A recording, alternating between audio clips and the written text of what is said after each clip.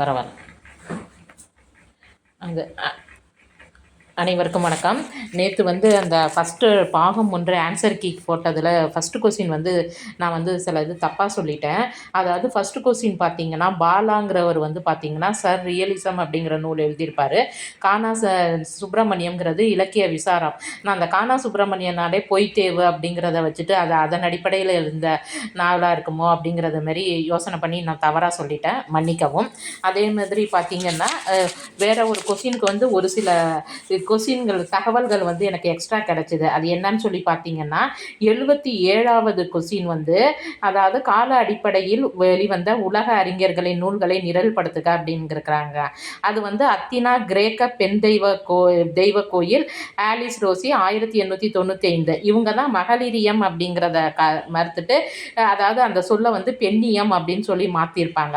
அடுத்து பொது மொழியியலின் செல் திசை அப்படிங்கிறது பார்த்தீங்கன்னா 1916 சசூர் எழுதியிருப்பாரு. பாலியல் அரசியல் அப்படிங்கிறது கேட் மில்லட் 1970. இவங்க இந்த கேட் மில்லட்டை பற்றி ஏற்கனவே ஒரு கொஸ்டின் 57வது கொஸ்டினில் அமைச்சிருப்பாங்க. இது இப்போ பார்த்தீங்கன்னா, இப்போ இந்த பக்கத்துக்குரிய நம்ம ஆன்சர் கீஸை பார்த்துடலாம். திருக்குறளுக்கு உரை எழுதியவர் பார்த்தீங்கன்னா நாசி கந்தையா பிள்ளைன்னு போட்டிருக்கிறேன். இது எனக்கு சரியான இது தெரியல, யாராவது தெரிஞ்சால் தயவுசெய்து கமெண்ட்டில் போடுங்கப்பா. அடுத்து பாஷோவை ஹைக்கூவின் கம்பர் என குறிப்பிட்டவர் பார்த்தீங்கன்னா சுஜாதா. கண்ணில் ஒளியுண்டு பார்வை இல்லை என கூறியவர் கண்ணதாசன். அப்பாவின் வேஷ்டி அப்படிங்கிறது பார்த்தீங்கன்னா அதுக்கு ஆன்சர் கீ பிரபஞ்சன். அதே மாதிரி அப்பாவின் சிநேகிதர் அப்படின்னு பார்த்தீங்கன்னா அசோகமித்திரன். நான் அதை கொஞ்சம் பார்த்துக்கோங்க. வாழ்க்கையே திண்ணையாய் ஆகி போச்சு, என் சாவியை யாரிடம் கொடுக்க. இக்கவிதை இடம்பெற்றுள்ள நூல் மனப்பத்தாயம் அப்படிங்கிற ஆப்ஷன் கொடுத்துருக்குறேன். அடுத்து 113 வினாயன் 113 ஆயுதம் அங்கும் மொழியது பல் கூட்டல் துளி பக்ருளி. அடுத்து தொல்காப்பியம் நன்னூல் இரண்டும் குறிப்பிடும் முன்னிலை இடத்தான இருதிணை பெயர்களுள் ஒற்றுமை உடையன எதுன்னு சொல்லி பார்த்தீங்கன்னா நீ அப்படின்னு சொல்லி பார்த்துருக்குறேன். நனவிலி மனத்தின் போக்குகள் சித்திரமாக்கியுள்ள தமிழ் எழுத்தாளர் கருதப்படுபவர் பார்த்தீங்கன்னா ராஜேந்திர சோழன். இவர் தான் இந்த பின் நவீனத்துவம் பற்றியெல்லாம் கொஞ்சம் அதிகமான சில தொகுப்புகள்லாம் எழுதியிருக்கிறாரு. அடுத்து 3ஆம் நந்திவர்மன் பார்த்தீங்கன்னா தெல்லார் எறிந்த என்னும் இடத்தில் பகைவர்களை முடியடித்த செய்திகளை கூறும் நூல் பார்த்தீங்கன்னா பாரத வெண்பா. அது மத்த விலாச பிரகசனம் கிடையாது, அது 2 டிக்கு வந்திருக்குது, அது தப்பு. பாரத வெண்பா. இந்த பாரத வெண்பாவில் 3ஆம் நந்திவர்மனை பண்டித வட்சலம் அப்படின்னு சொல்லியிருப்பாங்க.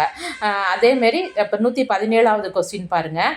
சேரநாட்டு கடற்கரையின் மேல் மோதும் தென்மேற்கு பருவக்காற்றை முதலில் கண்டறிந்தவர் யாருன்னு பார்த்தீங்கன்னா அந்த ஹிபாலஸ் பருவக்காற்று அப்படின்னு சொல்லிட்டு இது பேர். இது இந்த டிஎன்பிசி கொஸ்டினில் கூட இருக்கும். சுமத்ராவின் வடபகுதியில் உள்ள இது பார்த்தீங்கன்னா லங்காதேசம். அடுத்து சுயமரியாதை இயக்கம் முதல் மாநாடு நடந்த இடம்னு சொல்லி பார்த்தீங்கன்னா செங்கல்பட்டு. அது இங்கே செங்கல்பேட்டைன்னு இருக்குது. 1929 பிப்ரவரி 17, 18 அப்படிங்கிற இதில் நடந்தது. அப்போ சென்னை மாகாண முதல்வராக இருந்தவர் பார்த்தீங்கன்னா சுப்பராயர். இந்த மாநாட்டில் தான் பெரியார் பார்த்தீங்கன்னா அந்த ஈவே ராமசாமி நாயக்கர் அப்படிங்கிற பட்டத்தை துறந்து வெறும் ஈவே ராமசாமி அப்படின்னு சொல்லிட்டு இது பண்ணியிருப்பார். அடுத்து பழஞ்சோற்று அமலை அப்படின்னு சொல்லிட்டு இடம்பெற்றுள்ள நூல் எது அப்படின்னு சொல்லி பார்த்தீங்கன்னா பெரும்பானாற்று படை. அதாவது பழஞ்சோற்று அமலை முனையி வராமல் அப்படின்னு சொல்லிட்டு அந்த வரிகள் இடம்பெறணும். அடுத்து சாளுக்கிய மன்னனின் 2ஆம் புலிகேசியின் புகழ் பாடும் கல்வெட்டு பார்த்தீங்கன்னா ஆய்கோல் கல்வெட்டு. இது ஐயாவோல கல்வெட்டுன்னு இருக்குது. சில சொற்கள்லாம் அந்த எழுத்து கொஞ்சம் நம்ம நார்மலாக படிக்கிறதுக்கும் இந்த இவங்க அதை பெயர்த்து எழுதுறதுக்கும் சில இடர்பாடுகள்லாம் தான் இருக்க தான் செய்யுது. சில இதில் ஆய்கோல் கல்வெட்டுன்னு இருக்குது. இது ஐயாவோலா கல்வெட்டுன்னு சொல்லி கொடுத்துருக்குறாங்க. எந்த ஆட்சியானு பார்த்தீங்கன்னா 634 to 635. அதேமாரி குஜராத் கர்பா நடனத்துடன் தொடர்பு படுத்தப்படும் ஆட்டம் அப்படின்னு சொல்லி பார்த்தீங்கன்னா கும்மி ஆட்டம். அதாவது இந்த கோலை வச்சுக்கிட்ட கும்மி அடிப்பாங்கல்ல அந்த ஆட்டம் இது அதாவது அவங்க இந்த தாண்டியாஸ் அப்படின்னு சொல்லிட்டு இந்த கையில் குச்சி வச்சுக்கிட்டு ஆடுறாங்கல்ல அந்த ஆட்டத்தை தான் என்னன்னு சொல்கிறாங்கன்னா குஜராத்தினுடைய கர்பா சிலம்பா நடனம். இது வந்து எப்படின்னு பார்த்தீங்கன்னா, இந்த நவராத்திரி விழாவில் வந்து துர்க்கையை வந்து மையமாக வச்சு அந்த 9ஆம் நாள் வந்து பலவித அலங்காரங்களை பண்ணிக்கிட்டு அந்த மகளிர்கள் எல்லாம் வந்து ஆடுற மாரி இருக்கும். இதற்கு வந்து யுனெஸ்கோ அங்கீகாரம் 2023ல் கொடுத்துருக்குறாங்க. அடுத்து நாட்டியத்திற்கு பாடல் பாடியோர் எவ்வாறு அழைக்கப்பட்டதுன்னா நட்டுவாக்கனி. அடுத்து அந்த நெடுஞ்செவி கழுதை குறுங்கால் ஏற்றை. இது வந்து எனக்கு அகநானூறு மாரி தெரியுது. எனக்கு கொஞ்சம் டவுட்டாக இருக்குது. யாராவது கொஞ்சம் தெரிஞ்சதுன்னா போடுங்க. சங்க காலத்தில் எயிர்பட்டினம் இருந்த நாடு வந்து தொண்டை நாடு சிறுபான்ற்றப்படை. குன்றக்குறவன் ஆர்ப்பின் எழிலி. இது வந்து இவ்வழி இடம்பெற்ற இலக்கியம் எது? நம்ம எழிலின்னு பார்த்தோன்னா உடனே கார்நாற்பது அப்படின்னு சொல்லி நினச்சிருவோம். அது கார்நாற்பது இல்லைங்க. குன்றக்குறவன் 10 அப்படின்னு சொல்லிட்டு 10 முடிகிற ஐங்குறுநூற்று நூல். அடுத்து உண்பது நாழி உடுப்பவே 2 அப்படின்னு சொன்னது வந்து நக்கீரர். தூம பணிகள் ஒன்றாய் தேய்ந்தாளன் ஒருவார் இவ்வடி இடம்பெற்ற காப்பியம் அப்படின்னு சொல்லிட்டு சீரா புராணம்னு போட்டிருக்கேன். எனக்கு இது சரியாக தெரியலைங்க. அதேமாரி நீயே உலகுக்கு ஒரு சான்று நிற்கே தெரியும் கற்பு. இதற்கு வந்து அப்படின்னு சொல்லிட்டு சீதை அப்படின்னு சொல்லியிருக்கிறேன். சீதை அனுமன் ரெண்டுமே எனக்கு வந்து கொஞ்சம் டவுட்டாக இருக்குது. அதனால் யாராவது உங்களுக்கு தெரிஞ்சதுங்கன்னா நீங்கள் கரெக்டாக கொஞ்சம் சொல்லுங்கள். எனக்கு டவுட்டாக இருக்கிற கொஸ்டின் நான் சொல்லிடுறால தான்.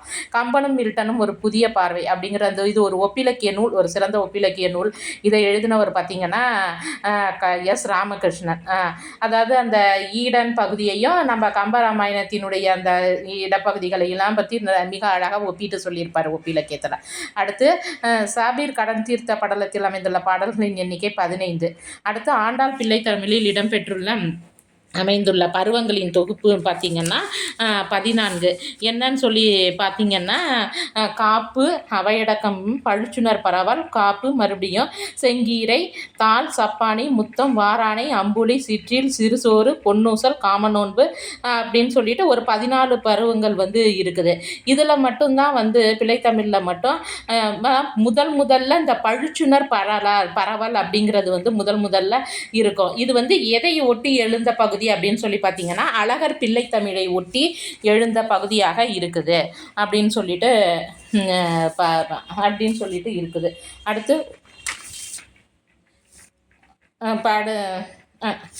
ஒரு நிமிடம். அடுத்து சுதந்திர மனிதன் புகழ்கின்ற ஒவ்வொரு உரிமையும் தூங்காமல் கட்டிக்காக்கும் காவலன் சுதந்திரமான பத்திரிகை காந்தியடிகள்னு போட்டிருக்கிறேன். இதுவும் எனக்கு கொஞ்சம் டவுட்டாக தான் இருக்குது.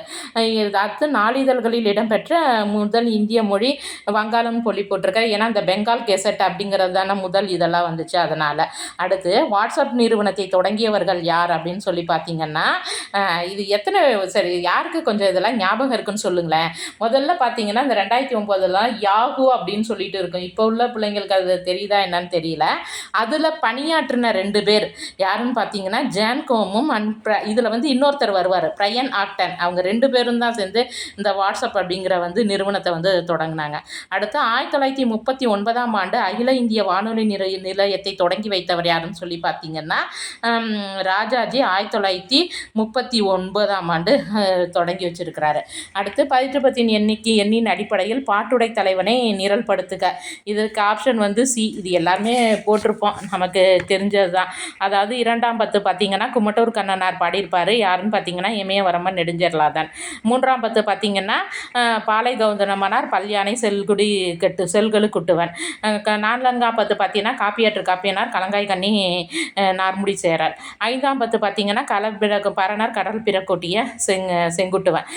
7ஆம் பத்து பார்த்திங்கன்னா கவில செல்வக்கடுங்கோ வாழியாதன். அடுத்து பார்த்திங்கன்னா இன்னா 40 வந்து இதுக்கு ஆப்ஷன் என்னன்னு பார்த்தீங்கன்னா DBCA அப்படின்னு சொல்லிட்டு வரோம்.